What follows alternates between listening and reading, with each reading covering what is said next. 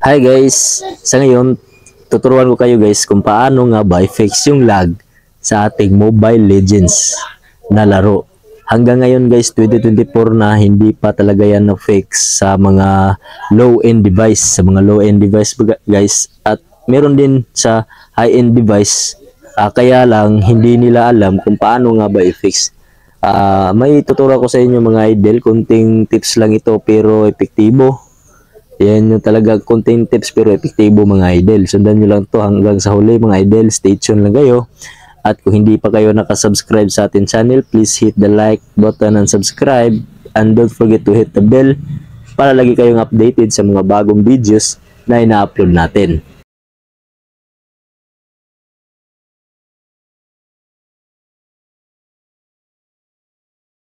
Una mga idol, gawin nyo lang ito mga idol. Punta kayo sa settings ninyo. Sa basic muna tayo, ito yung mga importante na kailangan talagang i-setting sa mga cellphone natin. Yung device ko mga idol is Xiaomi Lite 11, Xiaomi 11 Lite 5G NE.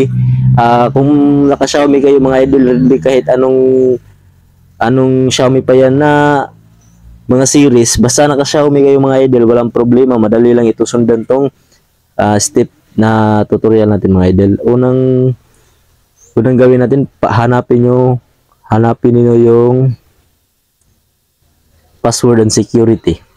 Tapos, sundin niyo lang ako mga idol. Privacy. Scroll down. Turn off nyo lang ito mga idol. Usage and diagnostic. Naka-turn off na. Add and services. Dapat naka-turn off yan. Web apps. Dapat naka-turn off yan mga idol.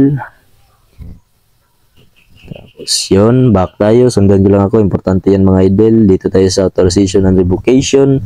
Importante ito mga idol. Dapat naka-off yung MSA mga idol para di madali mag-drain yung mga battery ninyo sa inyong mga Android device. At saka itong battery and performance. Dapat naka-off yan mga idol. Tapos, back tayo. Dito tayo sa account and sync. Dito account and sync mga idol, dapat naka-turn off din yan.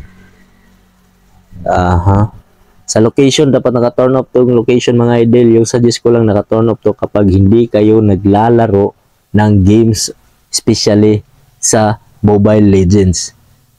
Naka-turn on lang to kapag may importante kayong dapat talagang i-on sa mga application na dina-download niyo. Naka-on lang. Pero pag naglalaro kayo, kailangan talaga yan i-off mga idol. Tapos, privacy. Sundan nyo lang ako mga idol. Basic na basic lang itong mga ituturo natin.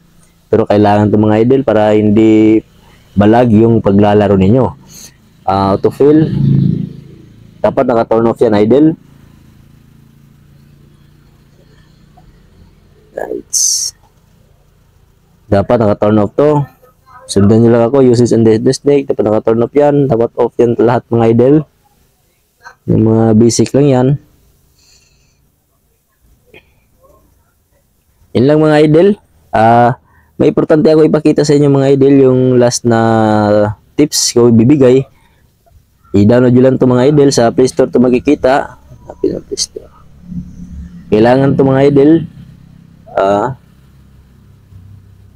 Ito yung booster na ginamit ko mga idol. Nagbayad ako dito. Ito yung nasa una. Nagbayad ako dito. Game Booster 4x Faster Pro. Ito yung gamitan ng mga idol. Epektibo to. Sobrang legit na booster. Tapos, ito mga idol. RAM cleaner. Itong RAM cleaner mga idol. Kung yung mga device niyo wala kayong RAM cleaner built-in sa inyong mga device, pwede kayong mag-download dito. Third party mga idol. Tsaka pala yung ating booster na game booster mga idol, may built-in na game booster yung mga Xiaomi natin, alam natin yan. Pero kung di kayo gusto ng sa built-in niyo yung mga game booster niyo, kung hindi niyo nagustuhan, pwede kayong mag-download ng third party na booster. Kaya yun, suggest ko yun, yung booster na yun. Ito yung sa RAM cleaner mga idol. Ito yung epektibo na RAM cleaner mga idol. I-download nyo to. Malaking tulong to sa inyo kapag kayo ay naglalaro.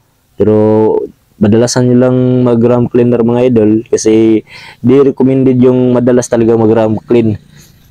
Minsan lang mga idol.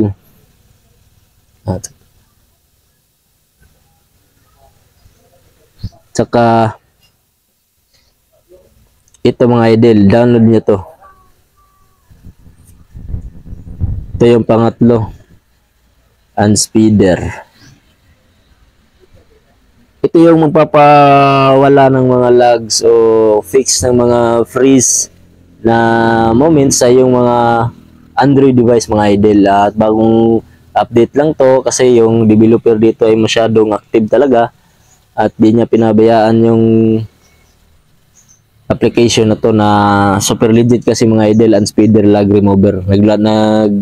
Tatanggal talaga to ng mga lags mga idol sa inyong mga device. Ito lang itong tatlo na maisa-suggest ko mga idol, pero yung una dapat talaga gawin nyo to, itong tatlo, booster plus, RAM clean at saka Unspeeder. Epektibo yan mga idol. Una, yung sa settings talaga mga idol, dapat talagang i-optimize nyo yung ginagawa ko kanina. Yun lang mga idol, sana ay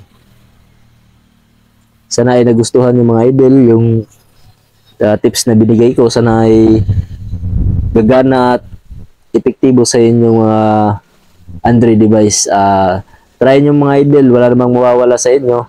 Saka try nyo lang kapag epektibo. Tapos huwag nyo kalimutan mag-comment mga idol kapag mayroon kayong mga tanong sa video na to. Maraming salamat mga idol, hanggang dito na lang tayo.